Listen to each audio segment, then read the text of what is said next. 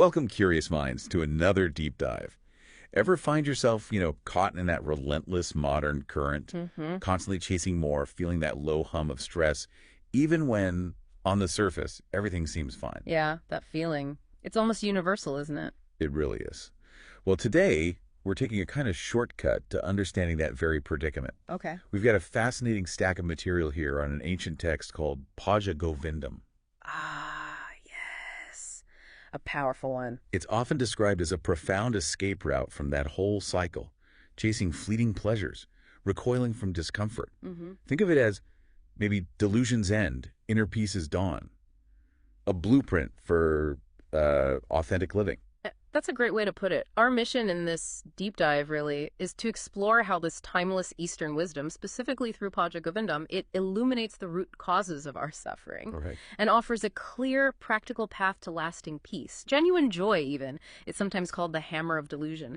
Okay, hammer of delusion. So let's unpack that. What exactly is this delusion that Bhaja Govindam wants to, hammer? Good question. And maybe more importantly, how can a text written centuries ago be so relevant to our hyper-connected, often kind of anxious modern lives? Let's dive in. Okay, so at its core, Bhaja Govindam literally means something like turning one's mind towards the real self or supreme consciousness. Govinda. Okay, turn towards the self. So why the hammer analogy? Well, that hammer the delusion idea comes from the core teaching in Eastern wisdom that our suffering, our unease, it stems from moha, delusion. Yeah, it's basically seeing things wrong, a mistaken belief, a distorted perception of what's actually real. So it's not just having a bad day, it's a fundamental misreading of reality itself. Exactly. And what are the consequences? Well, what are they? It leads directly to that relentless chase for happiness outside ourselves, doesn't it? Believing it's in things, people, achievements. Right, the next thing, the next goal. And the result. Predictably, it's a cycle of dissatisfaction, anxiety, regret. Because those external things, they just don't deliver lasting peace. Like chasing a mirage, you said. Yeah. You get there and poof, nothing. Precisely. Disappointment. So let's make this concrete. Right. What are some common ways this delusion plays out? The sources mention things like believing happiness is just in getting married or having a certain amount of wealth. Yeah, or specific external achievements. The mind, you see, it mistakenly registers these impermanent things, these situations, people, relationships, as the source of real lasting joy. But they're temporary. They are. And believing they aren't, or that they hold the key to permanent happiness. That's the delusion. Okay. And there's a distinction here between the mind and the intellect, right? A crucial one. The mind, in this context, is that stream of thoughts, impulses, desires, constantly chasing pleasure where it isn't, really. It keeps us forgetful of our true nature. Yeah. All experiences happen in the mind, sure, but the experience doesn't always reflect ultimate reality. Makes sense. Now, the intellect is our capacity for discernment, for wisdom. When the intellect is strong, when it guides the mind, instead of being dragged around by impulses. That's when clarity comes. That's when knowledge prevails, yes. Real peace becomes possible. But if we don't contemplate, if we don't engage that intellect, we just keep suffering. Okay, so if that's the nature of delusion, what's its deepest root? What's the biggest delusion we're all under? Our sources talk about the great delusion. Ah, yes, the big one. The heart of our stress, our suffering, it boils down to one fundamental misunderstanding. Which is? Confusing our true self, that inherent, unchanging essence inside, with what we can call the false I. The false I. Yeah. This false I is made up of all the fleeting stuff. Our thoughts, our emotions, social roles, job titles, possessions, all of it. Wow. And identifying with that, believing that's who we are, that's the undeniable source of our suffering. It's easy to say, oh, my job title isn't me, or my bank balance isn't me. But we live in a world that constantly reinforces those identities. How does Bhaja Govindam help us genuinely detach without just checking out? Because we really do live as if these things define us. That is the central challenge, isn't it? Bhaja Govindam calls this misidentification moha, delusion, born from avidya. Avidya? Ignorance, specifically ignorance of our true nature. It's not about isolating yourself or becoming a hermit. It's about understanding that your inherent worth, your true being, isn't dependent on these external temporary things. And this isn't some isolated idea just found in this one text, is it? It seems to pop up elsewhere. Oh, absolutely.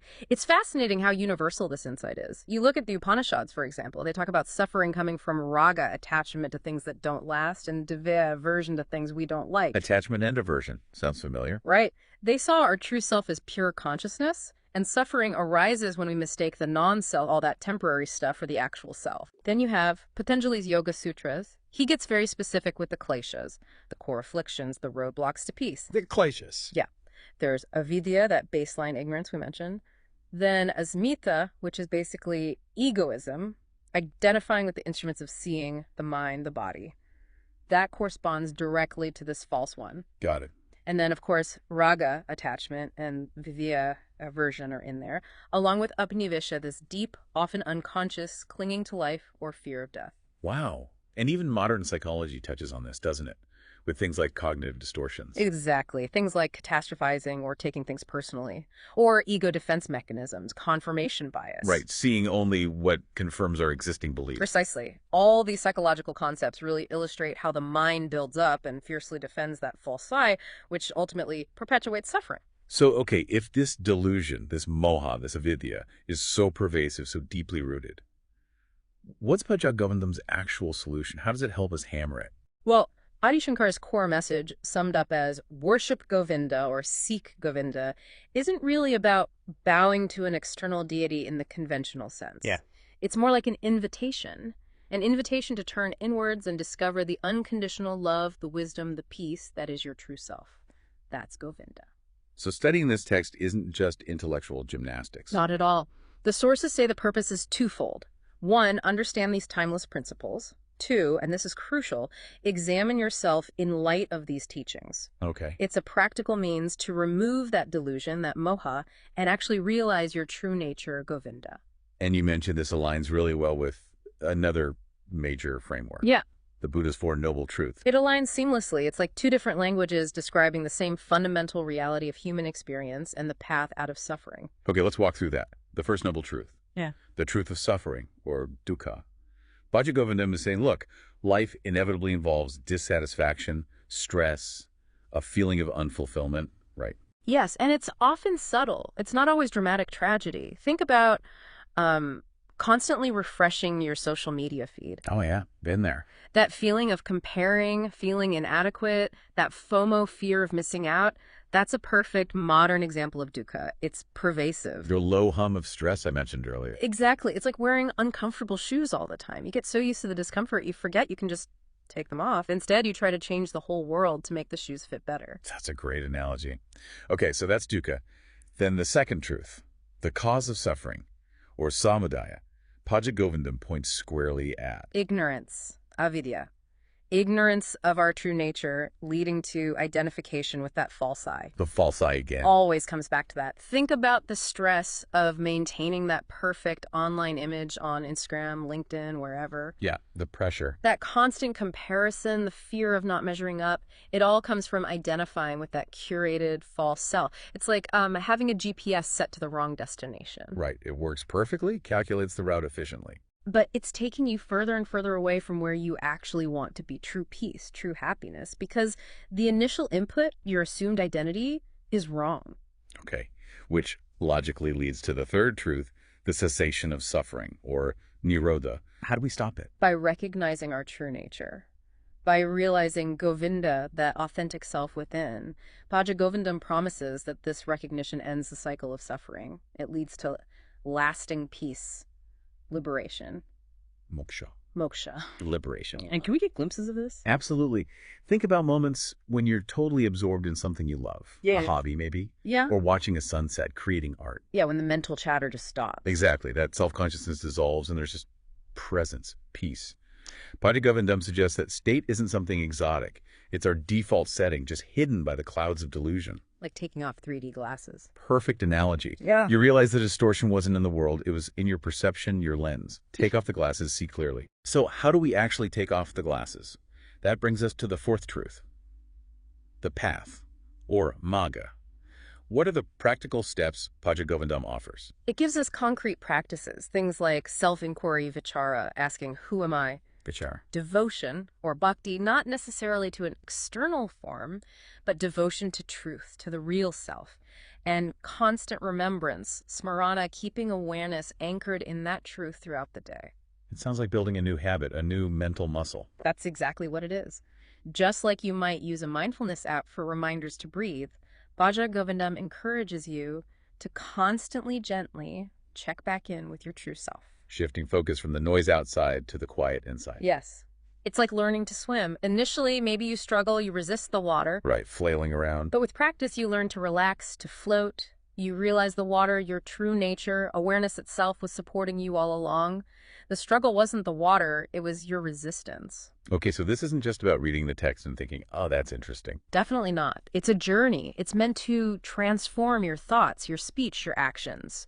The sources actually lay out a pretty systematic approach for this. Let's hear it. How do you go about it? It starts with 1, listening and learning, called shravana. Shravana. Actively engage with the verses, study commentaries from reliable teachers, look up terms you don't know, moksha, maya, karma, discuss it with others maybe, really take it in. Okay, absorb the information first, then what? Then 2, contemplation and reflection, or manana. This is key. It's where it moves from just information to personal insight. How do you do manana? Set aside quiet time. Connect the teachings to your actual life, your experiences. Be brave enough to question your own ingrained beliefs. Maybe journal about it. Use mindfulness to create that space for reflection. Okay, listen, then reflect. What's step 3? 3, meditation and integration, nididhyasana. This is about embodying the wisdom, making it real in your life. So meditation is involved? Yes, develop a consistent practice, even short. But it's more than just sitting on a cushion. It's observing your thoughts, words, and actions throughout the day. Are they aligning with this wisdom? Practice mindful communication. Make conscious choices based on understanding, not just habit or fear. Listen, reflect, integrate. Sounds comprehensive. Is there a specific focus on tackling the delusion itself? Absolutely. That's step 4. Removing delusion, moha. This is ongoing, obviously. Right. It involves pinpointing your specific delusions, like maybe that nagging thought, I'm not good enough. Okay. And then you challenge it with the wisdom you're learning. You practice that self-inquiry we mentioned. Who am I, Koham? Who is this I that thinks it's not good enough? Some people even keep a delusion diary to track and dismantle these limiting beliefs systematically. A delusion diary. Interesting. Okay. And the final outcome of all this? Is 5. Transforming thought, speech, and action. It's the natural result. As you internalize this, your perceptions genuinely shift. Things that used to trigger you, just not anymore. Or you see the trigger for what it is, a pointer, back to the false I. So you become more mindful of your words. Yes, aiming for compassion and truth. And your actions start to flow more naturally from wisdom and inner peace, rather than from fear or ego or the need for external validation. Okay, this sounds profound, but maybe a bit abstract. How does this actually look in a normal day? Can we paint a picture for you, the listener? Let's try. Imagine your morning. Instead of grabbing your phone first thing, which often just floods the mind with external stuff and maybe anxiety. Guilty as charged sometimes. Right. Instead, you take just a minute or 2. Connect with that deeper sense of self. Maybe a short reflection, a few conscious breaths. Set an intention for the day rooted in awareness, not just reaction. Okay, that feels doable. What about at work, let's say? A colleague takes credit for your idea. That's a classic trigger. Classic trigger for the false I, right? The ego flares up. But with this practice, you might observe that reaction, the anger, the resentment, without becoming it. You notice it, but don't get swept away. Exactly. You see it as the false I feeling threatened. Then you can choose to respond from a place of wisdom and detachment, rather than just reacting out of wounded pride. Maybe you address it calmly later, maybe you let it go. The response comes from clarity, not ego. Right. Then the evening. Instead of automatically reaching for the remote to binge watch something and numb out. Which is often just avoiding discomfort or the noise in our own heads. Right. You might choose to spend even 10-15 minutes in some kind of self-reflection, journaling, maybe a simple devotional practice, or just quiet sitting, actively dissolving those false identifications that built up during the day. And then bedtime. Instead of the mind racing with worries about tomorrow's to-do list. You consciously try to rest in that deeper awareness, remembering your true nature, which is inherently peaceful. It's okay, it's complete, regardless of what tasks await. You can meet them from a place of stillness. So, for you listening, Take a moment. Imagine your own day. How could you weave in even tiny moments of Shravana, Manana, Nididhyasana? How might your typical reactions, your stress levels, genuinely start to shift? Plan it out, maybe. And what's really fascinating here, I think, is that this isn't about suddenly achieving some perfect enlightened state overnight. That's often another delusion. Right, another thing to strive for and feel bad about not reaching. Exactly. It's about the consistent application of this wisdom. It leads to a gradual, compassionate shift. You start to become more aware. It's true. You start noticing that subtle suffering, that dukkha, much more clearly. You see exactly how identifying with the false eyes causes it. Mm-hmm. And as you do that, you start experiencing moments of genuine peace, real joy, more regularly. Your thoughts, your actions, they just naturally start aligning with your authentic nature. Leading to a life with more integrity, more purpose, perhaps. And here's the really mind-blowing part, isn't it? You discover that the peace and happiness you were so desperately chasing out there, it was actually your true nature all along, inside you. Just waiting patiently to be uncovered beneath all the noise and delusion. That really brings us to an important question for you, the listener, to maybe reflect on. Building on what we just discussed about the daily practice, what specific, maybe even simple practices or reminders could you incorporate into your daily routine starting now to help you stay consistently connected with your true self amidst all the demands and distractions of life? That's a great question to sit with. Thanks for diving deep with us today on Bhaja Govindam. My pleasure. Until next time, keep exploring, keep questioning, and keep moving towards uncovering your own unshakable inner peace.